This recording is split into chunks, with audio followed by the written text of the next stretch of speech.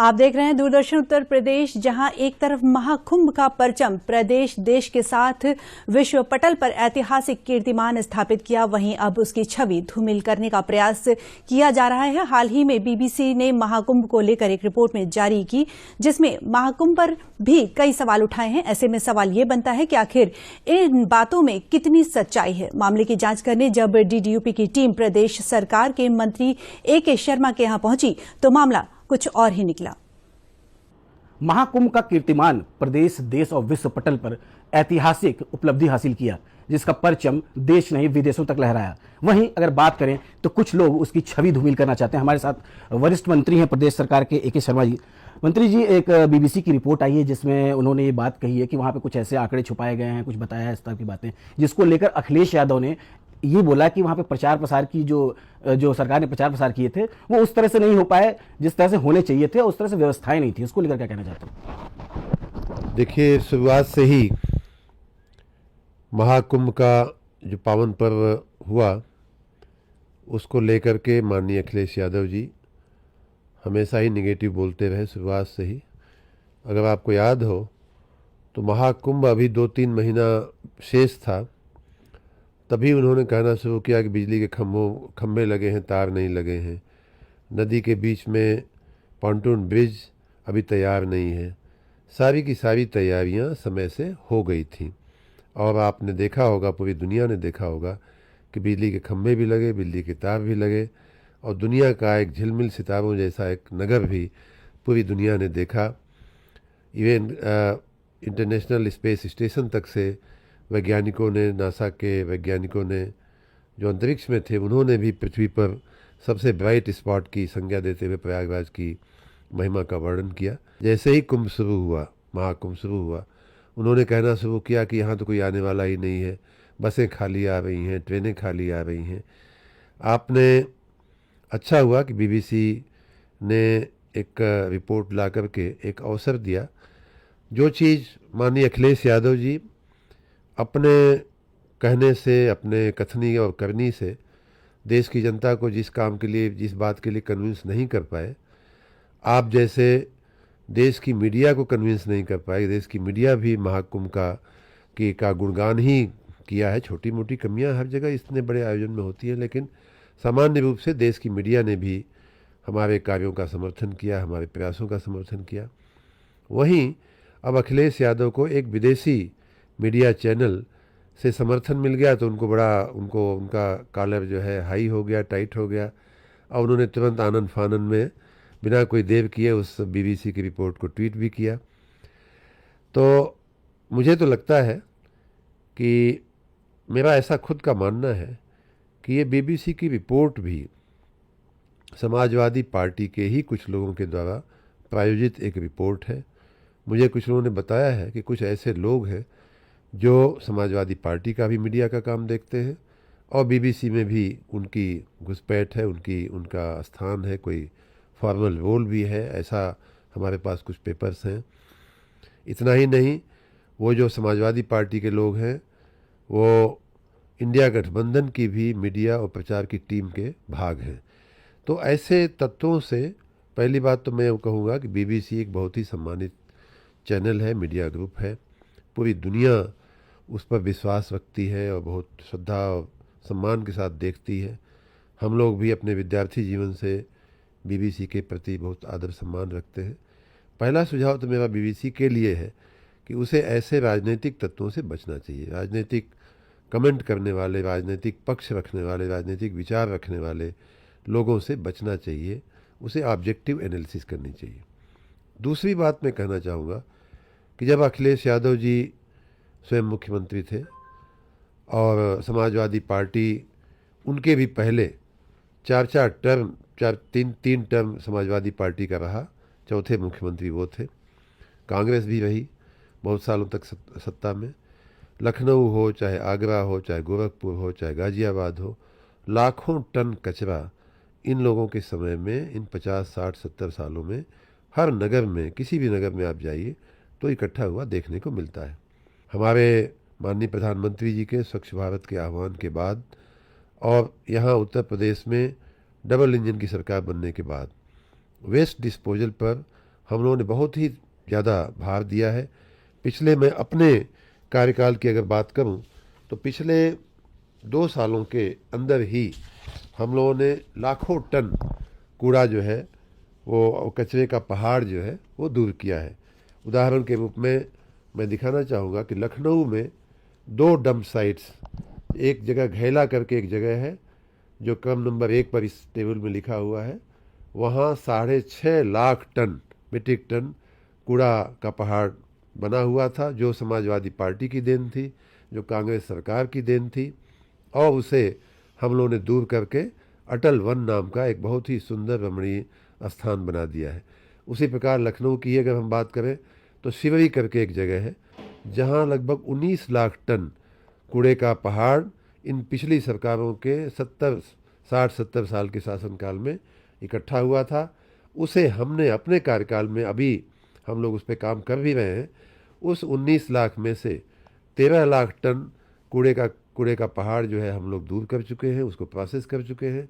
और उस प्रोसेस करने से लगभग 21 एकड़ ज़मीन वहाँ खाली हुई है। मैं आपको भी आमंत्रित करता हूँ और अखिलेश यादव जी को भी आमंत्रित करता हूँ, बीबीसी को भी आमंत्रित करता हूँ कि आकर के देखिए। ये एक भारत की नहीं, सिर्फ उत्तर प्रदेश की नहीं, बल्कि एक वैश्विक सफल गाथा, ग्लोबल सक्सेस स्टोरी के रूप में शिवरी में काम हुआ है। 19 लाख टन में से 13 लाख टन का डिस्पोजल हुआ है, प्रोसेस हुआ है। 21 एकड़ ज़मीन खाली हुई है। उस खाली हुई ज़मीन पे हम लोगों ने पार्क बनाए हैं। उस खाली हुई ज़मीन पे हम लोगों ने कर्मचारियों के रहने के क्वार्टर बनाए हुए हैं। उस खाली हुई ज़मीन पे हमने मीटिंग रूम, अच्छा कॉन्फ्रेंस रूम बनाया हुआ है, पार्क बनाया हुआ है।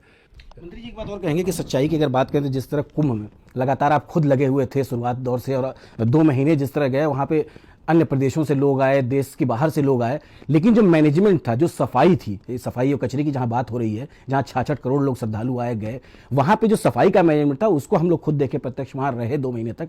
जो जगमगाहट थी, जो रोशनी थी, जो गंदगी थी, वो 1% नहीं देखने को मिली। अब लेकिन ये एक कचड़े का माध्यम बना के किस तरह से घेरने का एक प्रयास तो नहीं है ये? जी अवश्य, मैं वही कह रहा हूँ कि माननीय अखिलेश यादव जी, माननीय राहुल गांधी जी गंदा पानी है, पियो मत, नहाओ मत, दुष्प्रचार करने की कोशिश किया, लेकिन कोई नहीं माना। 66 करोड़ लोग वहाँ आए।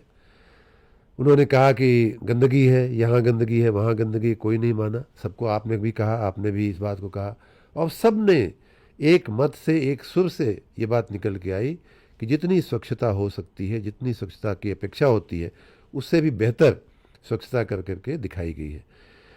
अब अखिलेश यादव जी को उनकी बात में दम किसी को नहीं लगा, उनकी बात किसी ने नहीं सुना, मीडिया ने नहीं सुना, लोगों ने नहीं सुना, तो एक घुमा फिरा करके अपने एक आदमी के द्वारा बीबीसी की टीम को प्रभावित कराते हुए उन्होंने एक रिपोर्ट जनरेट करने की कोशिश की। मैं आपको बीबीसी की रिपोर्ट में से ही कुछ बातें आपको, प्रदेश को, देश को और दुनिया को मैं बताना चाहूँगा बीबीसी क्या कह रहा है। देखिए, पहली बात तो ये कि बीबीसी ने ये तो माना कि 66 करोड़ लोग आए थे, ये तो माना कि 45 दिन तक ये मेला चला था। बीबीसी ने ये भी माना कि 1.5 लाख टॉयलेट बने थे। बीबीसी ने ये भी माना कि 15,000 सफाई कर्मचारी लगे हुए थे, वहाँ काम कर रहे थे। बीबीसी ने ये भी माना है, इस बीबीसी की दो रिपोर्ट हैं। एक तो है जो उनकी वीडियो रिपोर्ट है, और दूसरी उनकी वेबसाइट पे एक टेक्स्ट रिपोर्ट है। ये टेक्स्ट रिपोर्ट मैं दिखा रहा हूँ। उन्होंने राम सजीवन करके हमारे एक सफाई कर्मी का नाम लेते हुए कहा है कि उस सफाई कर्मी ने कहा है कि हम लोग रात दिन मेहनत करते हैं और अलग अलग प्रकार के कूड़े को उठाने का काम करते हैं। बीबीसी ने यह भी माना है दूसरे पन्ने पे अपनी लिखित रिपोर्ट में कि वो इकट्ठा हुआ कूड़ा गाड़ियों में भर करके फिर अगले सीढ़ी तक, अगले पायदान तक ले जाया जाता है। तो बीबीसी ने हमारे और कुंभ मेले में कहीं गंदगी हो, ये भी बात बीबीसी ने कहीं नहीं कही है। ये भी कहा है कि सफाई थी, सब कुछ था, कूड़ा उठता था, कूड़ा गाड़ियों में जाता था। एक ही बात बीबीसी ने कही है कि खाली कूड़ा ट्रांसफ़र होता था सड़क से गाड़ी में, गाड़ी से बसावर प्लांट में, लेकिन वो भी गलत है। वो भी उनकी समझ सही नहीं है। उसके दृष्टिगत हमने 20 करोड़ रुपए का खर्च करके कूड़े के प्रोसेसिंग के लिए अत्याधुनिक प्लांट, हमने शेड बनाए, हमने विड्रो फैसिलिटीज़ बनाई, सब कुछ हमने MRF सेंटर वहाँ बनाए, पूरा वैज्ञानिक एक पद्धति से उसका निकाल करने की व्यवस्था की गई। उसके लिए हमारे नेशनल लेवल की हमारी लेबोरेटरीज जो है, वहाँ जो मोतीलाल नेहरू इंस्टीट्यूट है, उन सब की रिपोर्ट हमारे पास है। और स्वयं BBC इस बात की पुष्टि कर रहा है। उदाहरण के रूप में BBC ने ये दिखाया है, और BBC ने एक गड़बड़ी अपनी रिपोर्ट में किया है कि इन्होंने टेक्स्ट रिपोर्ट में ये बात मानी है, लेकिन अपने वीडियो रिपोर्ट में वो बात छिपा, या तो जानबूझकर छिपा रहे हैं या तो बाई चांस ऐसा हो गया है। वो ये कह रहे हैं कि इनका जो GPS ट्रैकर था, इन्होंने कुछ GPS ट्रैकर लगाए हुए हैं यहाँ वहाँ ट्रैकिंग करने के लिए। उस GPS ट्रैकर में से एक ट्रैकर वो उनको बसावर, मतलब कि प्रयाग के हमारे बसावर प्लांट से सतना की सीमेंट फैक्ट्री पर जा कर के मिला है। अगर हमारी व्यवस्था RDF को सीमेंट फैक्ट्री में भेजने की नहीं होती तो इनका GPS ट्रैकर जो कुंभ के कचरे में डाला गया था, नदी के किनारे डाला गया था, वो किस प्रकार बसावर पहुंचता और किस प्रकार बसावर से सतना पहुंचता, इसका जवाब मैं BBC से चाहता हूं। अगर वो ये मानते हैं कि हमारी कोई व्यवस्था काम नहीं कर रही थी, तो क्या कोई किसी जादू के तहत उनका तीसरे नंबर का ट्रैकर है, जिसे वो खुद कह रहे हैं कि सतना की फैक्ट्री में ये मिला।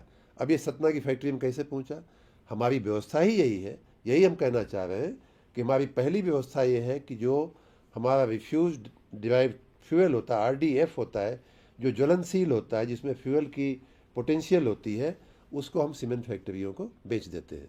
और वो बेचा हुआ सामान, बेचा हुआ RDF सतना की सीमेंट फैक्ट्री में बेचा गया है। उसका हमारे पास बिल है, और स्वयं BBC कह रहा है कि उसको वो सतना की सीमेंट फैक्ट्री में वो मिला है।